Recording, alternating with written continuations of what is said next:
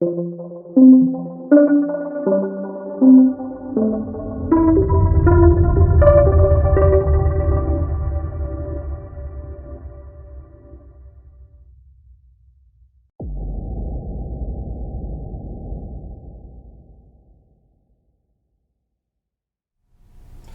I'm Terrance Afer-Anderson.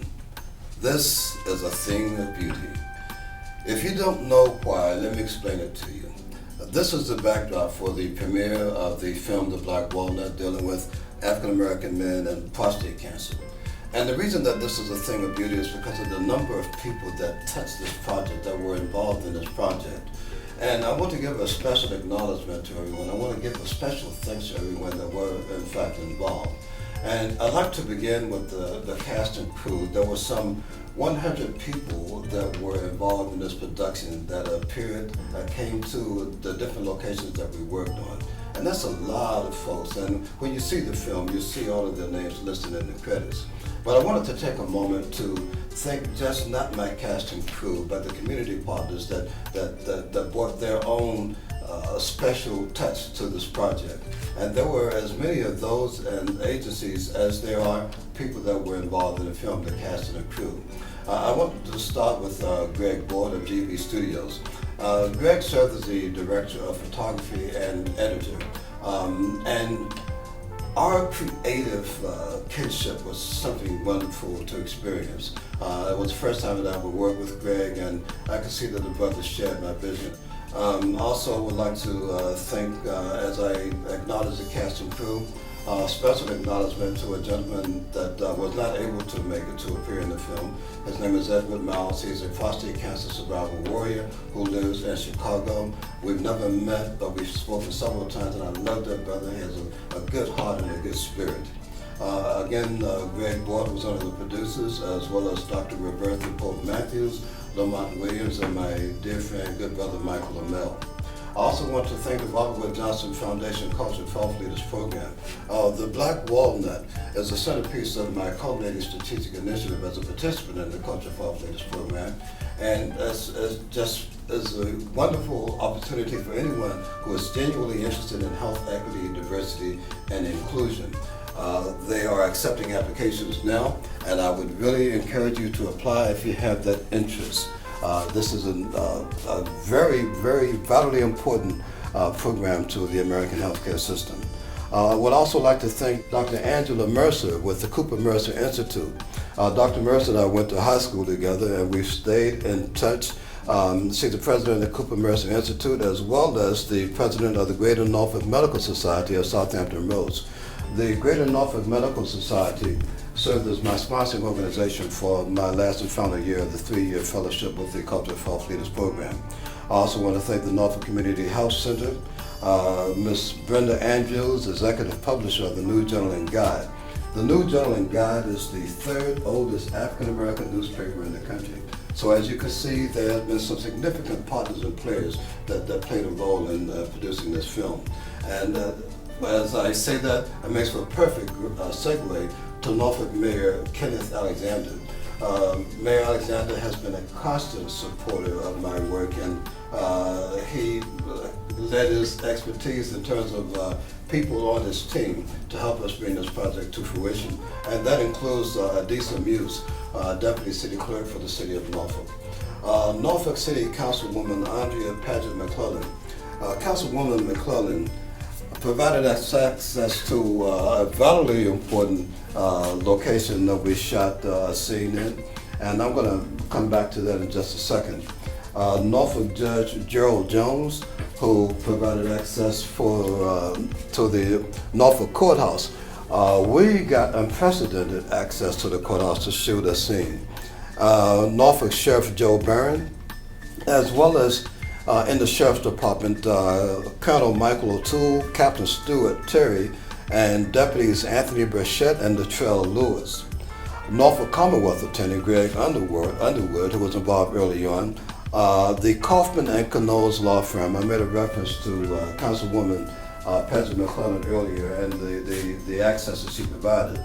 And that was through the Kaufman and Canoles law firm. We shot a couple of scenes in the executive conference room, which is the top floor of the SunTrust building in downtown Norfolk. Elena and Mark Balthazar, we shot several scenes in their private home. Patricia Smith at Sweet Jams Cafe. If you have not been to Sweet Jams yet, you should go check it out. They're located on Church Street in Norfolk. Good food, good service, and good company. Angela Stuckey of Shades of Beauty Hair Salon in Chesapeake, Virginia. The Basilica of St. Mary of the Immaculate Conception, which is my home church. And if you have paid attention to the local news as of late, and it's going to be national news, I guarantee you soon, you should remember the name of the Basilica of St. Mary of the Immaculate Conception. It is the only African-American basilica in the nation, but there have been some extraordinary discoveries made as of late. So pay attention to that. Knights of Peter Claver, Barrett Newell Council, number 279, which is at Basilica of St. Mary's. That's a men's group that I belong to. And I want to give special thanks to brothers Isaiah Robinson, Elvin Taylor, and Eric Labatt. The Knights of Peter Claver, Bishop Paul S. Laverty Council, number 398, in Northern Virginia, of which my brother Alvin Anderson Jr. Is a member, who also appears in the film. And he is the first African-American deacon in the history of the Arlington Diocese of Virginia. Don Knox Towers Apartments, Willie and Barlow of Frank's Truck Stop, also known as Frank's Trucking Center. I mentioned that my cast and crew were exemplary in their support and participation in this project. Frank's Truck Stop was one of the locations where we were shooting until like 2 or 3 o'clock in the morning. Dr. Ifeanyi Ani, who was a urologist with the Tidewater Physicians Multi-Specialty Group. Lord Shabazz, MD, who was a medical oncologist with the Bon Secours Health System, who also appears. Dr. Ani and Dr. Shabazz both portrayed themselves in the film. Norfolk Department of Public Health Director Demetria Lindsay, MD, the Administrative Officer Paul Brumman, and the Director of the Health Promotion Office at the Norfolk Department of Public Health, that's Mr. Dwayne Merritt. The Hampton Roads Prostate Health Forum. Special acknowledgement to them because of the president and co-founder, Mr. Charlie Hill, who played a pivotal role early on in my own diagnosis and treatment for prostate cancer. I mentioned Michael Lamel earlier with the Lamel Group, as well as the Number One Space. Mr. William Bagwell Peel. Also Innovative Twist Printing. And Jessica Lachey and Blaine Nevels at WTKR TV News Channel 3.